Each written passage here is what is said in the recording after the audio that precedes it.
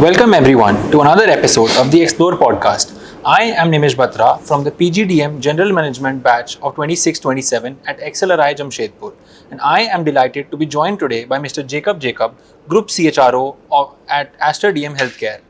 As organizations navigate an era of constant change, the role of HR has never been more strategic, bringing together people, culture, and transformation to drive sustainable business success. Very few leaders embody that evolution, and our guest today is certainly one of them. Jacob brings close to 3 decades of global leadership experience spanning India, the Middle East, Africa, and Southeast Asia.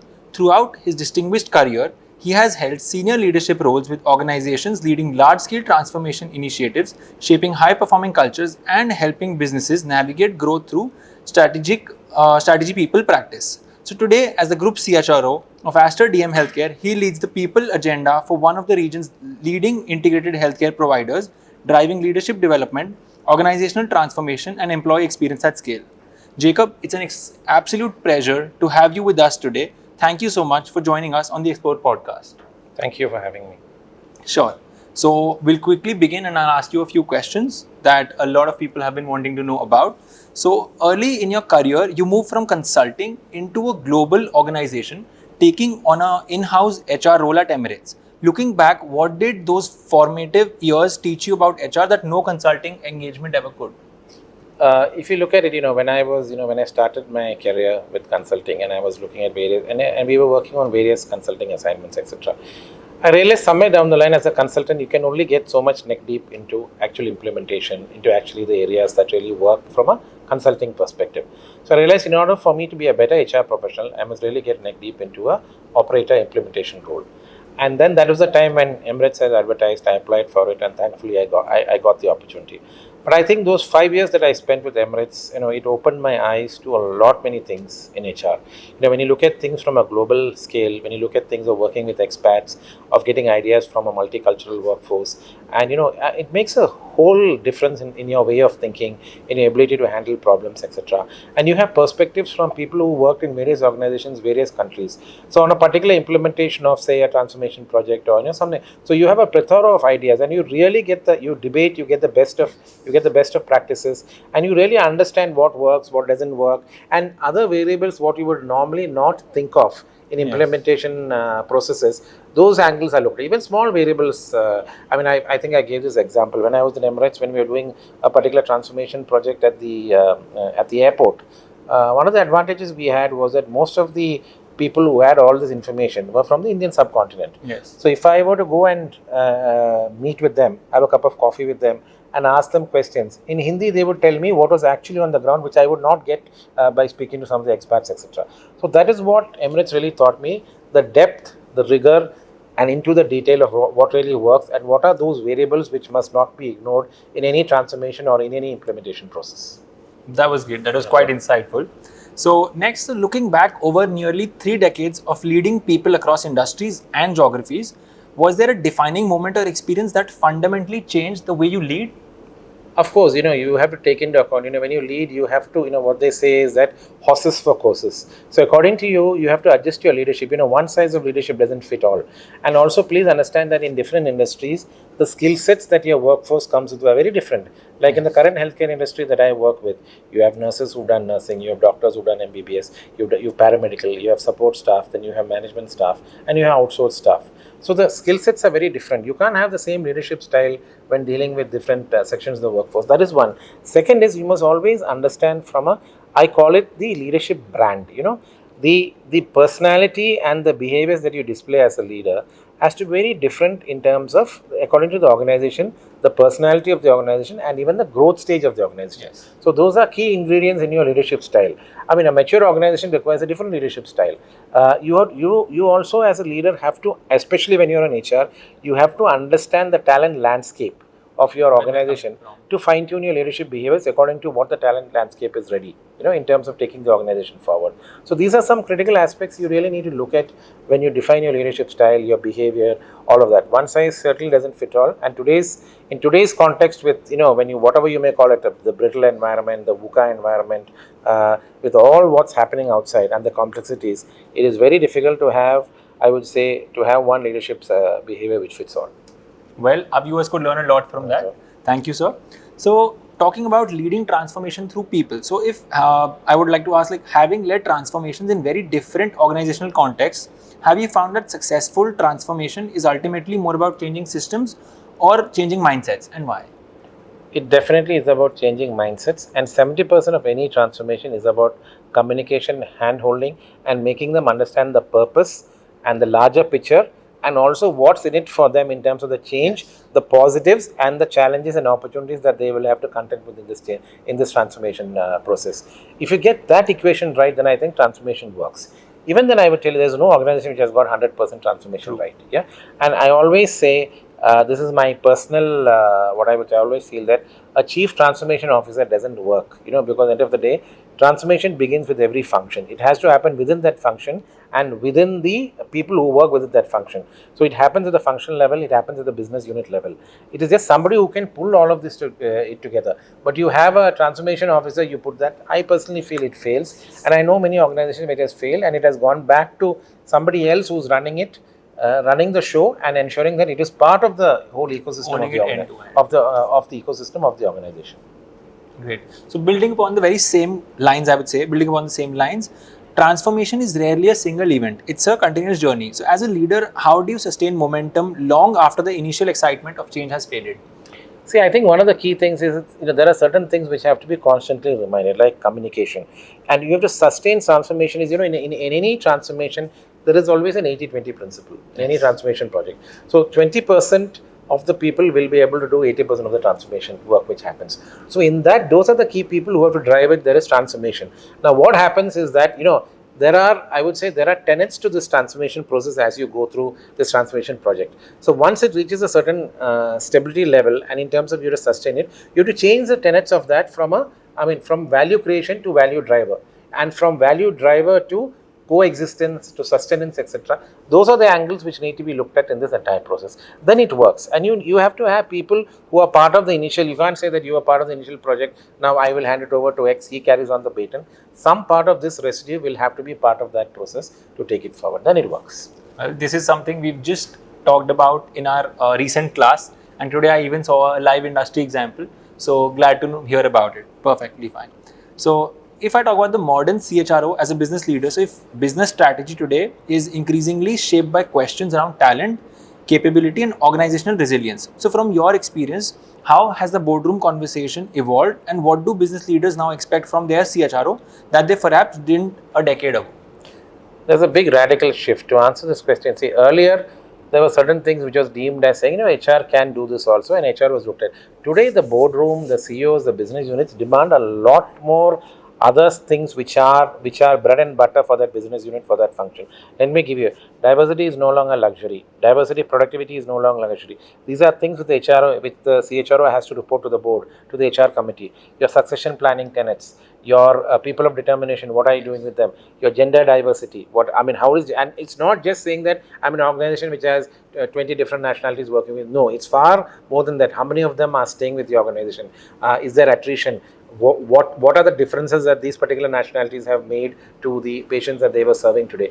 So that is what the board expects from you. Even from I'm giving healthcare relevant examples. Even from board, if some of your doctors are leaving, where are they leaving to? Why are they leaving? How are the incentive models working? When you're looking at doctor productivity, what are the difference between two different clinics in the same locality? So this is what the board expects you. Board expects you to be a business partner, and it's no longer saying that if you know business, you work on these projects also, it's an added advantage. Those times are gone. You have to be part of the business, you have to sink in with the business, and you have to deliver value to the business by working with them on projects and giving them, I would use the word, wild courage and super value in terms of what you deliver to that function, to that business unit. Would it be right if I could sum up your entire thing into a sentence, if I would be saying that they expect you to be the heart of the business in a way? To a large extent, you're no longer facilitator of things. Yes. You're no longer saying that HR will facilitate. HR is the harmonizing factor. HR is the driver in many things. You have to push. You have to drive it. At the end of the day, you have to face those challenges. You have to take on those risks and put your neck out, and then drive the organization and give value to the CEO and saying that I'm seeing this risk. I'm seeing these are things that you need to look at. What do CEOs and functionaries? They need people information to take commercial decisions in their business. So HR has to play that role in giving them that people analytics to take commercial decisions.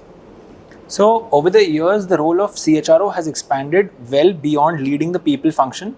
As someone who works closely with business leadership, how do you view the CHRO's role in shaping the direction of an organization rather than simply enabling it? See, there is an annual operating plan that every organization will have for that particular year. HR has to look at the people dynamics of what really matters in that annual operating. See, end of the day in the healthcare industry, 80% is about people. It's a completely people-intensive industry. So you have to have tenets of the people excellence strategy, which helps in the business strategy. So for every annual operating plan, whether it's a business unit or whether it's a function, there has to be a large element of the people excellence strategy inbuilt into that AOP. That must be measured on a month-on-month, and that must be reviewed, and that must be course correction must happen according to the nature of whether it is deviation or whether it's not working well, or there is a change in the environment, etc. Things like that, things which needs to be looked at. Perfectly fine. Now, if we could change the course of the talk a bit, healthcare leadership at scale. So I'd like to build upon that. So healthcare is one of the few industries where the quality of employee experience directly influences the quality of patient experience. So how has that shaped your approach to leadership and people strategy? So you have to have a gold standard for your patient experience. Yes. You have to have a gold standard for your clinical protocols. And there has to be no deviation for that, because you're dealing with people, you're dealing with, please remember, this is an industry where people come into a hospital with fear, with trepidation, not knowing what's going to happen. What are some of the things which I mean, there's a fear of the unknown. I mean, it's only when is there joy? When somebody has had a successful surgery, gets discharged, goes home, or there is a delivery. That's when, yes, it's done well, but sure. Until then, there is that fear. So for that, one of the key things is that you have to really, our tagline is we treat you well.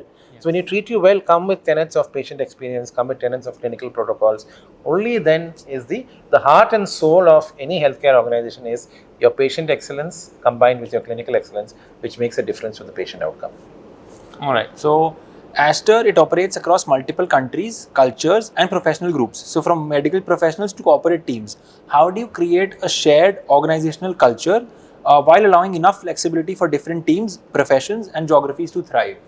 So that the only way is that there are certain, your leadership brand, your culture, your values, how you espouse them, how you ensure that they are measured, how are people talk to when they come for an interview, when they join the organization, the induction process, how they meet with business leaders. So every tenet of the employee experience journey has to be looked at to ensure that this is taken care. Only then will you really get the equation right. Otherwise, you cannot have part of it. It has to be part of what I would say, what is your unique employee value proposition that you provide to somebody who's looking at joining you, right? From the time whether they make a choice to join you or not, whether they come for an interview, etc. You have to think through, which I say, the fundamental base of your leadership, your values and your culture. Those have to be strong enough to ensure that this is catered to. Then it works. Thank you. That was quite enriching. So if now I could ask, that you've spent several years in healthcare leadership, what's one leadership lesson this industry has taught you that every other industry could also benefit from? I think as a leader, one of the key things you need is humility and empathy. Yes. I think that is what, you're dealing with the lives of people as an HR professional. It is not just HR. You have to understand, like in my previous organization, I think one of the key things which was told to me as an assignment was, every month you must own 10 patients. So my job was to go meet those 10 patients, understand their pain, understand what they're going through, ask them the questions, is everything okay? That gives you so much. One is, yes, you can see a lot of joy when the patient talks to you and someone is talking to you about things other than patient experience and clinical, maybe some of their ideas, etc. They feel a lot happy, talking to you. And especially when non-clinical functions go and talk to them, and we were told that please go and own 10 patients. It was a fantastic idea where we could really go talk to those patients, their bystanders, their families, and get to know, saying that what is it that they went through from a mind aspect from an emotional aspect in the hospital. And some of those tenets will give you things that you need to tweak from an HR perspective. Yes. Maybe a particular policy, maybe a particular process, maybe bureaucracy, etc. And then when you meet 10 patients a month, and then when you analyze data over a quarter, you're able to see, are there patterns of the same thing happening? I asked for food, it came 30 minutes later. So 30 minutes, you're saying there is a problem with the food arriving in the room. Yes. Or hot water. When I open the tap, there's no hot water. When I ask for, if I switch on the geyser, it doesn't work. I'm saying simple operational things, but all of these patterns must be analyzed to take remedial action, and it has an impact on your people processes from what you hear from the patients. So what I actually picked from this was if someone outside of medical team is reaching out to them, they feel valued, right? They feel it's an additional thing. Yes. The clinical teams reach, the nurses reach out to them, the doctors reach out to them. Yes. But something like this is an additional this thing. But you have to be very careful by not irritating the patient. Yes. You have to take into account that you have only a certain window to talk to them, because because they like to take rest. When they're in the hospital, lesser they're disturbed, the better. But you also need to understand the nuances that they face. Perfectly fine. Great. So if I talk about AI right now, considering the way it's a buzzword, so my question would be, AI is changing how organizations operate, but it's also changing how leaders lead.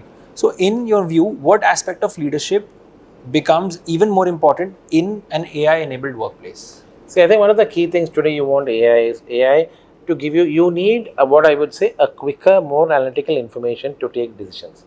So I think usage of AI has to be used judiciously with guardrails, and with the fact you have to understand that where really you need AI. Is it in recruitment? Is it in recruitment turnaround? Is it in analytics that you need? Or is it in leadership development? Or is it in leadership reports that you need? So you have to really understand where exactly is the acute need, and look at what was it that you were not able to provide data to the business or to the CEOs or to the functional heads. From that perspective, let me look at additional information which I can use technology as an enabler to give them that particular information. That's how I would look at it. Like we are driving only largely two AI initiatives in HR. One is on the recruitment front, and one is on the technology front from an HRMS platform. So these are the two large projects that we're doing. So we kept it simple. What is the need of the hour? There's no point in doing 100 projects, 10 projects, which really don't make a difference. And then you have, end of the day, all of it must come from one integrated lake where the data is available. So what is of relevance, what is needed, is what is required to be looked at. Great, perfectly fine. So much of the conversations around AI focuses on automation and job displacement. So looking ahead, do you believe the more fundamental shift will be in how organizations redesign roles, capabilities, and the way work itself gets done? See, there will be a redesign of roles, because using technology in many back-end functions, technology will take over. That means people are freed up to do more meaningful work where, HR is a lot about emotion, a lot about passion, a lot about hearing voices of the people who work with you, etc. So there will be job redesign. There will be more efficiencies coming in. So you will basically, let me put it this way, you will be able to marry emotion, you will be able to marry what I would say technology, and you'll be able to marry skill set, and then you'll be able to give that back to the business in a separate output which gives them more meaningful information. And I'm using the word, I'm using dashboards to say that yes, you can look at your dashboards more meaningfully defined to ensure that the CEO in the morning meetings or whatever is able to see, okay, this is the impact that the people initiatives are having on yesterday's, on my patient care or on surgeries, etc. So they're able to correlate all of the people analytics into business information and then decide what's the course of action for that particular day or for the next day. So if I could just collate my learnings from the last two questions, one would be the use case, the right use case, knowing where AI actually has to be used. Second, I would pick up on people should know how to make best use of the use case. So would that help people save their jobs and get them efficient at the same time? Definitely. You need to know, as they say, in Alice in Wonderland, you need to know which road you need to take. Otherwise, how does it matter whether you turn left or right? It doesn't matter at all. Yes. Like the Cheshire cat, it says which, it doesn't matter. So you need to know what you want. Just because organization, somebody goes and makes a fancy presentation and say I'm using AI for this, etc. I'm using the word. There is a big difference between the organizational presentation on PPT and organizational reality on actually what happens on the ground. They're two different things. Great. So now changing course of our entire conversation, taking it towards developing the next generation of leaders. So one of the most important responsibilities of any CHRO is developing the next generation of leaders. When you identify high potential talent, what qualities do you look for beyond strong performance? In my 30 years, over 30 years of experience, one model which has worked is, in all my organizations that I've worked with, as an experimental, I've cut bureaucracy in terms of the layers between a CHRO and the next level of people. So if you get people who are agile, who want to learn, who want to experience, who have hunger for their careers, etc. So the idea is get young people, give them exposure, give them projects, etc. They will deliver, and the speed of response, speed of what is required, etc. is much faster than having a bureaucratic organization where you have 10 different levels, one asking the other, etc. So that cut bureaucracy, make it work. One. Second thing is, I think, harness the good in people. Everybody is not, strengths and weaknesses are. You must, as a leader, you must be able to find what are X, Y, Z strengths and use them for their strengths. Weaknesses, somebody else who has that strength will take care. So you have to balance it accordingly, then it works beautifully in an organization. And end of the day, keep it simple. It works. If you're going to complicate saying you go for this program, then I'll analyze you, I'll get this report, I'll do this, etc. That's one element, of all of that. But more important is you have that emotional connect with your team members. You know best, how both of you work, the chemistry with both of you, Yes. what he or she, what ticks, what is their strength, etc. That assessment you have to do. So I said understanding the talent landscape of people who work for you is very key in this entire equation. So, moving on to our next question, leadership development often focuses on competencies, but great leaders are equally shaped by experiences. Looking back, what kind of assignments or environments have you found accelerate leadership growth the most? See, I think one of the key things is, what do people need at all levels? They want empowerment, they want the ability to innovate, ability to take risks, and also, yes, to a certain level, if you make mistakes, yes, it's part of the learning process. So these are the key tenets in really accelerating accelerating what I would say results. And if you're able to get the equation right, empowering them, saying that yes, it's okay, you try, but unless you try, you have that angle of that, as I said, that emotional connect of telling them yes, these are the tenets of what you need to really do to accelerate delivery mechanisms. I'm sure that everybody will deliver. End of the day, what do people want? Give me the larger picture. Manage me by objectives. I'll come to you when I have difficulty, Right. and you manage them and say yes, that's it. You make a mistake, you come to me, or you need help, call me out. If you're going to micromanage, it will just not work. Because today you have I would say compared to earlier days, the workforce is far more competent, more hungry to take risks, etc. And they want their freedom to work. And today, with the kind of way most companies are operating and what's happening in the environment, people have a larger number of choices today than what they had earlier. So, building on this question, if today you have two kinds of employees, one who is doing the metrics that have been assigned, is able to deliver results but is not communicating well. On the other hand, someone who's delivering the very same results but is communicating very well. What would you suggest to two of them, and who would make you more happier? I think it's not about comparison, it's about what you want. And it's about getting them, making them understand that what are some of their shortcomings, how can they work on them to deliver better. So as a leader, what you need to do, you need to be that catalyst to bridge the gap between desired and current state. So if there is a big gap between desired and current state of the skill sets, it's our duty to help them by giving them what are the interventions that needs to be done to help them get to the desired state. So that is what is required to be done. And I think most organizations should not write off people very early. Give them an opportunity, 1-2 opportunity, and then yes, and then if there is a problem, then the required intervention needs to be done. Even if it means that it's not working, senior level sometimes it doesn't work, etc. Take the call. But I always say, I always tell people that whether you're going or whether you're staying, if things are not working, but go as a performer. Leave the organization as a performer. That yes, don't say that it is not working here. The grass is always greener on the other side. But every organization has its pluses, minuses, etc. Yes. So you have to find what I would say those drivers in the organization, or I'm using the word that organizational rhythm, where it works to make you tick. Great. So many organizations, they invest significantly in leadership development, yet only a few consistently produce exceptional leaders. In your experience, what sets those organizations apart? So I think one of the key things is leadership development, or ensuring that you need to ensure that you grow from within. Those things have to be measured. So every leader has to be given saying that I mean this year you have say 10 positions which are coming up. I want to ensure that at least 4 positions are from within. And only if you really grow those 4 positions from within, it will have an impact on your variable pay. Yes. Or it'll impact. So you have to measure and reward where it impacts. For example, that's when it, like for example, if you're looking at a negative connotation of this, if someone is done a disciplinary and the disciplinary policy says you will not get a raise for the next year, nor will you get a bonus for the next year, it pinches him or her really hard. Yes, it does. That's where it hurts. So similarly, if you look at the positive stroke of that, is the other end what I just said. That really relates it very clearly. Thank you. So, moving on to the last part of our podcast, which will be the advice for the next generation. So, today's young professionals, they have more opportunities than ever before, but they're also navigating a world that's changing faster than ever. So, what advice would you give someone who's just beginning their leadership journey? I think what you need to do is that you should gather as much experiences as possible.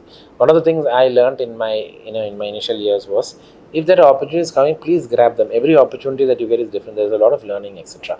And once you realize that yes, there is somebody in your team who is informative, who has that experience, please ensure you use that person to your advantage from a learning perspective.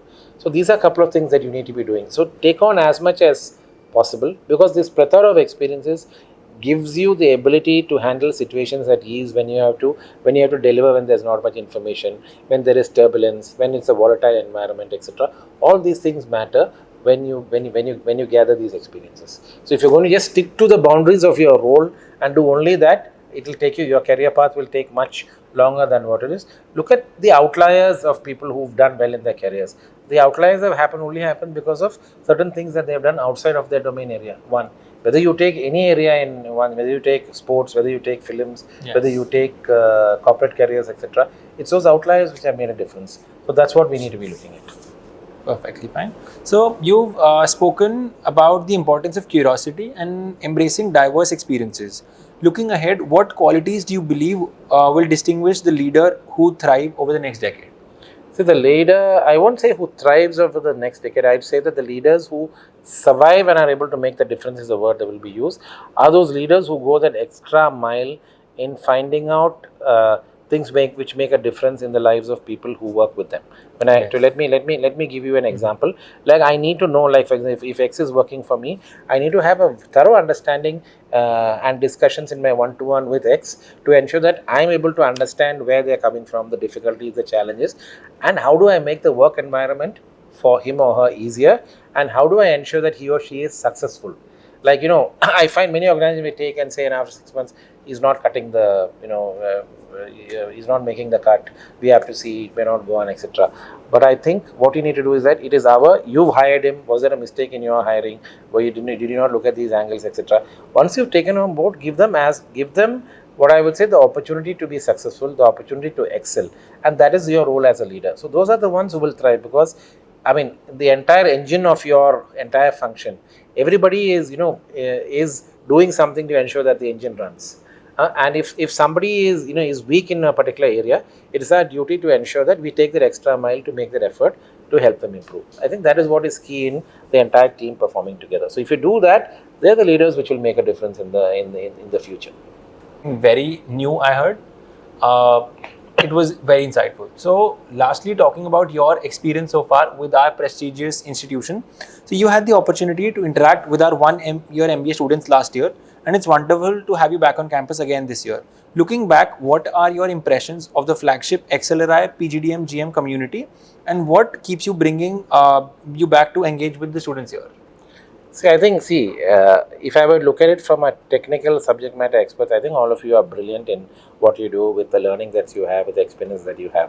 But I think what brings me back here is to share my experiences with you, and probably and when I narrate some of these examples as stories to you, you probably will pick up, okay, probably yes, if I get into experience like this is how I can handle it.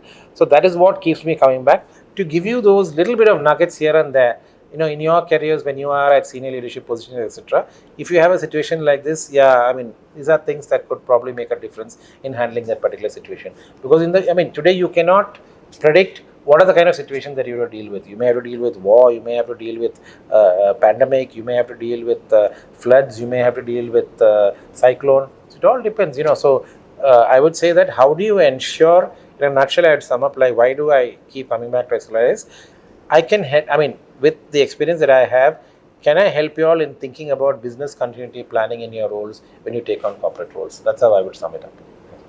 Well, with that, we come to the very last leg of the podcast, something that's very near to my heart, the rapid fire. Sure. So, sir, I'll be asking you about 5 to 7 questions. You can either answer them in one word or a line, but whatever thought comes to your mind, the very first. So, one HR buzzword you'd happily retire from every strategy deck. Sorry. Sure, I'll come again. Yeah. So, one HR buzzword you'd happily retire from every strategy deck. Value add. Okay. One book that's influenced the way you lead or think. I think, so many books I've read in the past. It's not particular this thing, but Ruthless Execution by Ram Charan is one book that I've really liked. All right. One piece of career advice you think people follow too often but should not. I think in saying that in your careers you got to learn this, spend so many years in your role, pick this up, etc. That's the normal conventional. But I really don't believe in that. There are many outliers to that, and I feel that That's what makes the difference. Okay. The experiences. So, where do the most meaningful conversations for you happen? In the boardroom or over a coffee chat? Definitely over a coffee chat. All right, perfectly fine. If HR hadn't found you, what career do you think you would have chosen instead? I think I would still be in. That's I've always said in many other managers, HR is the only thing I know, and I think for me it will be only HR. All right, so it would have picked you again. Yes. Fair enough. Or else you would have picked it up. All right. So complete the sentence. Great organizations are built when? When you have the right people on the right bus. All right. Complete the sentence. The future of leadership belongs to those who? Those who are curious. Well, that was an amazing rapid fire round, sir. So, Jacob, this has been a truly insightful conversation from leadership and transformation to the evolving role of CHRO and the future of work. You've shared perspectives that remind us that lasting organization success is ultimately built through people, purpose, and leadership. On behalf of the PGDM GM batch of 2627 and everyone at Xclusive Jamshedpur, thank you for your time, for your candor, and for coming back to the campus. It truly means a lot to all of us. To everyone listening, thank you for turning into Xclusive. We'll see you in the next one. Thank you.